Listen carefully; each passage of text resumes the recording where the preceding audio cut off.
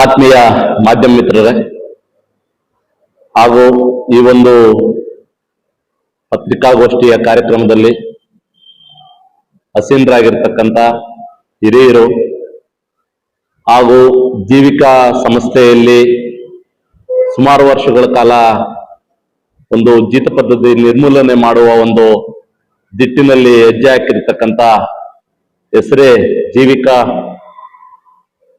Doctor Ramachandrappa ಬಂಗಾರಪೇಟೆರವರು ಹಾಗೂ ರೈತ ಮುಖಂಡರು, ನಮ್ಮ ತಾಲೂಕಿನ ಹಿರಿಯರು ಹಾಗೂ ಇನ್ನೋರ್ವ ಮುಖಂಡರು ಹಾಗೂ ಮಾಲೂರು ತಾಲೂಕಿನಿಂದ ಬಂದಿರತಕ್ಕಂಥ ಈಗಿನ ಒಂದು ಫ್ರೀಡಮ್ ಸಂಸ್ಥೆಯ ತಾಲೂಕಾ ಸಂಯೋಜಕರಾಗಿರ್ತಕ್ಕಂಥ ಮುನ್ರಾಜುರವರು ಹಾಗೂ ರೈತ ಸಂಘದ ಜಿಲ್ಲಾ ಮುಖಂಡರಾಗಿರ್ತಕ್ಕಂಥ ಗಣೇಶ್ರವರು ಹಾಗೂ ನಮ್ಮ ಸೋಮಪ್ಪನವರು ಹಾಗೂ ಈ ತಾಲೂಕಿನ ಫ್ರೀಡಮ್ ಸಂಸ್ಥೆಯ ತಾಲೂಕು ಸಂಯೋಜಕರಾಗಿರ್ತಕ್ಕಂಥ ಆಂಜಿರವರು ಹಾಗೂ ದಲಿತ ಮುಖಂಡರು ವೆಂಕಟರಮಣಪ್ಪ ಅವರು ಹಾಗೂ ನಮ್ಮ ಸಹೋದರರು ಏನಿವತ್ತು ಈ ಒಂದು ಪತ್ರಿಕಾಗೋಷ್ಠಿಯನ್ನ ಯಾಕೆ ನಾವು ಕರಿಬೇಕಾಯ್ತು ಅನ್ನೋದು ಕೂಡ ವಿವರಣೆ ಈಗಾಗಲೇ ಕೊಟ್ಟಿದ್ದಾರೆ ನಮ್ಮ ರಾಮಚಂದ್ರಣ್ಣವರು.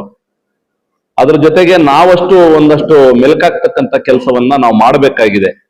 ಮಾನ್ಯ ಜಿಲ್ಲಾಧಿಕಾರಿಗಳು ನಿನ್ನೆಲ್ದ ಮೊನ್ನೆ ನಡೆದಂತ ಒಂದು ಸಭೆಯಲ್ಲಿ, ಒಂದು ಜಿಲ್ಲಾ ಮಟ್ಟದ ಸಭೆಯಲ್ಲಿ ಏನು ಈ ಒಂದು ಜೀತ ನಿರ್ಮೂಲನೆ ಒಂದು ಕಾರ್ಯಕ್ರಮಗಳನ್ನ ಎಲ್ಲೋ ಒಂದು ಕಡೆ ಸಂಬಂಧಪಡ್ತಕ್ಕಂಥ ತಾಲೂಕಾ ದಂಡಾಧಿಕಾರಿಗಳು ಮತ್ತೆ ಉಪ ವಿಭಾಗ ಮಟ್ಟದ ಅಧಿಕಾರಿಗಳು ನಿರ್ಲಕ್ಷ್ಯತನ ಅಂತೇಳಿ ಕೂಡ ಪತ್ರಿಕೆಗಳಲ್ಲಿ ಬಂದಿರತಕ್ಕಂಥದ್ದು ಸುಮಾರು ಜನ ಗಮನಿಸಿರ್ತೀವಿ. ನಿಜಾನೇ ಅದು.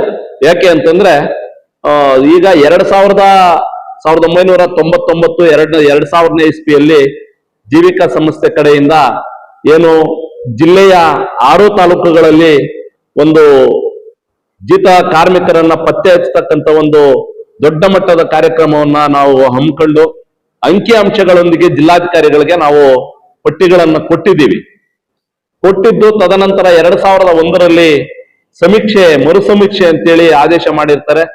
ಆದೇಶ ಮಾಡಿದಂತ ಒಂದು ಇದರಲ್ಲಿ ಏನು 2001ರಲ್ಲಿ ನನ್ನ ತಾಲೂಕಿನ ಮುಳಬಾಗಲ್ ತಾಲೂಕಿದ್ದೇನೆ 150 ಜನವನ್ನ ಜೀತ ಕಾರ್ಮಿಕರು ಅಂತೇಳಿ ಸಂಪೂರ್ಣ ಜೀತ ಕಾರ್ಮಿಕರು ಅಂತೇಳಿ ಒಂದು ವರದಿ ಕೊಡ್ತಾರೆ.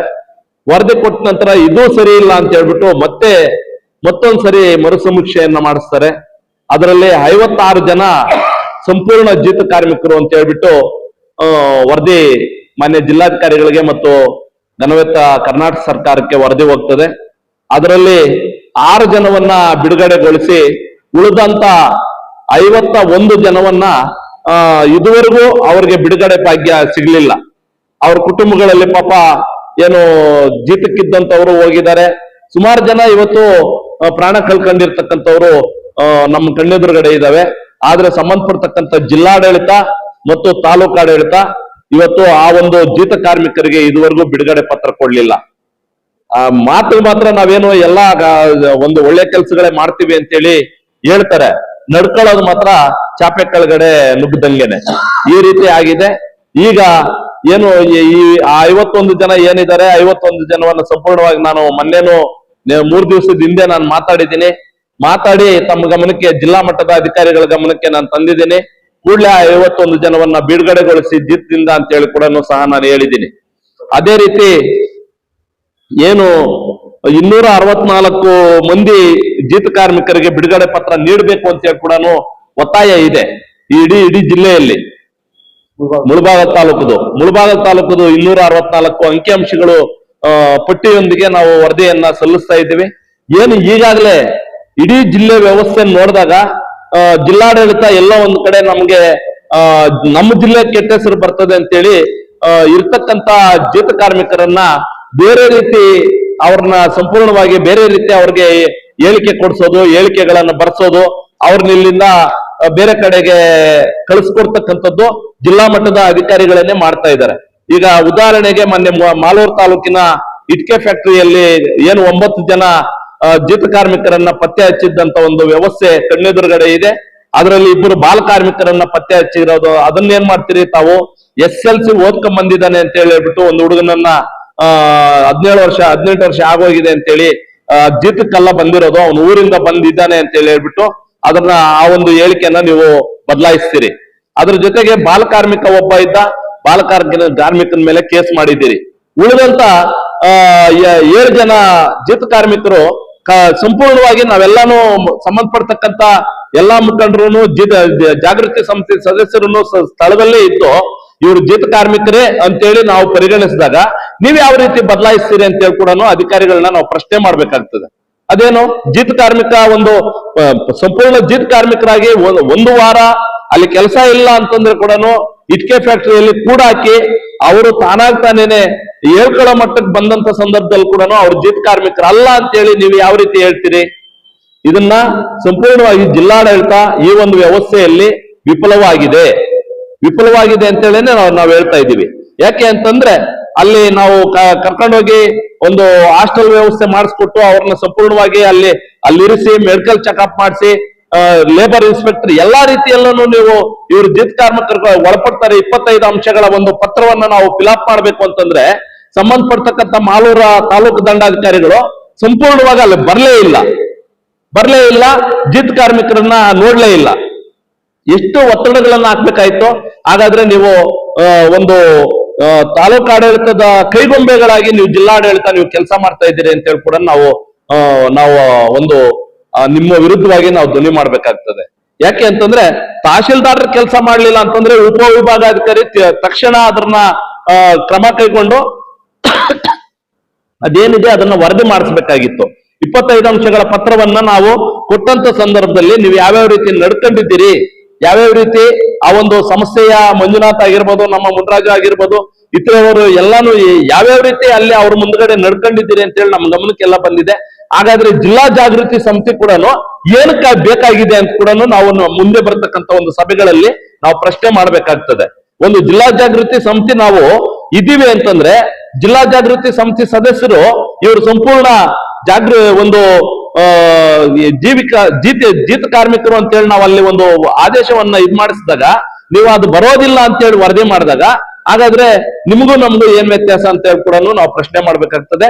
ಆದ್ರಿಂದ ಏನು ಇವತ್ತು ಈ ಒಂದು ಪತ್ರಿಕಾಗೋಷ್ಠಿಯನ್ನು ಕರೆದು ಈ 241 ಜೊತೆಗೆ ಮೊನ್ನೆ ಹೋಗಿರ್ತಕ್ಕಂಥ ಜಿದ್ದಾಳುಗಳು ಬಹಳಷ್ಟು ಜನ ಟೇಕಲ್ ಹೋಬಳಿ ಮಟ್ಟದಲ್ಲೂ ಕೂಡ ಈಗ ಮೊನ್ನೆ ತಾನೇ ಒಂದು ಸುದ್ದಿ ಆಗಿದೆ.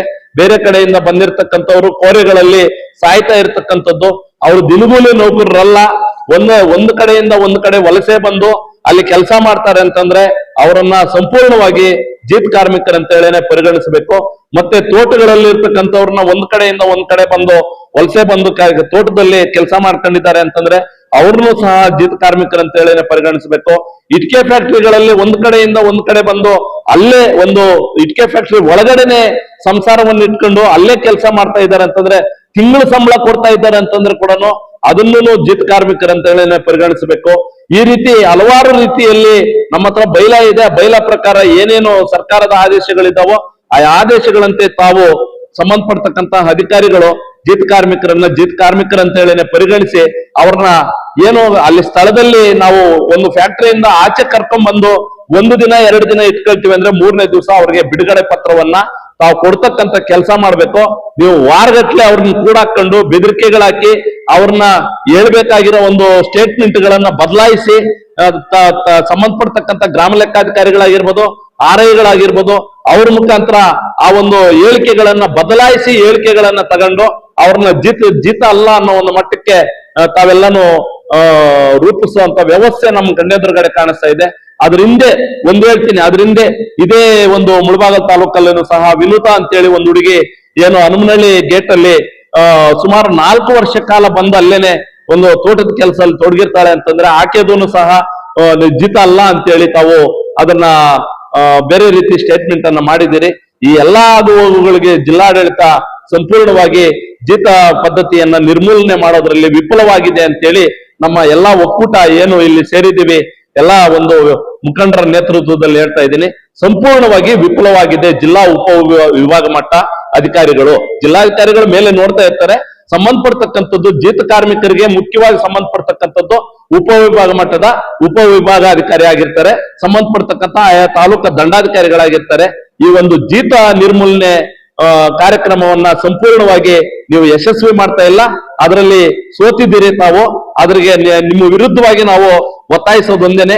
ಇನ್ನು ಮುಂದೆ ಏನು ಈ ಒಂದು ಇವತ್ತಿನ ಪತ್ರಿಕೆ ಹೇಳಿಕೆಯನ್ನ ಕೊಟ್ಟು ತದನಂತರ ಎಲ್ಲಾ ತಾಲೂಕುಗಳನ್ನ ನಾವು ಜಿಲ್ಲಾ ಮಟ್ಟದ ರಾಜ್ಯ ಮಟ್ಟದ ಸಂಚಾಲಕರುಗಳು ಏನೇನಿದ್ದಾರೆ ಅವರು ಓಡಾಡ್ತಕ್ಕಂಥ ಕೆಲಸ ಮಾಡ್ತಾರೆ. ಆ ಕೆಲಸವನ್ನ ಪ್ರತ್ಯೇಕವಾಗಿ ಆಯಾ ತಾಲೂಕಲ್ಲಿ ಏನು ಜೀತ ಕಾರ್ಮಿಕರಿದ್ದಾರೆ ಸಂಪೂರ್ಣವಾಗಿ ಅವ್ರನ್ನ ಬಿಡುಗಡೆ ಮಾಡಲೇಬೇಕು ಅಂತೇಳಿ ಒತ್ತಾಯಿಸಿ ನಮಗೆ ಮಾತಾಡ್ಲಿಕ್ಕೆ ಅವಕಾಶ ಕೊಟ್ಟಿರ್ತಕ್ಕಂಥ ಎಲ್ಲ ನನ್ನ ಮುಖಂಡರಿಗೆ ಹೊಂದಿಸಿ ಮಾಧ್ಯಮ ಮಿತ್ರರಿಗೆ ಹೊಂದಿಸ್ತಾ ನನ್ನ ಮಾತನ್ನು ಮುಗಿಸ್ತೀನಿ. ಜೈ ಭೀಮ್, ಜೈ ಕರ್ನಾಟಕ, ಜೈ ಪ್ರಬುದ್ಧ ಭಾರತ.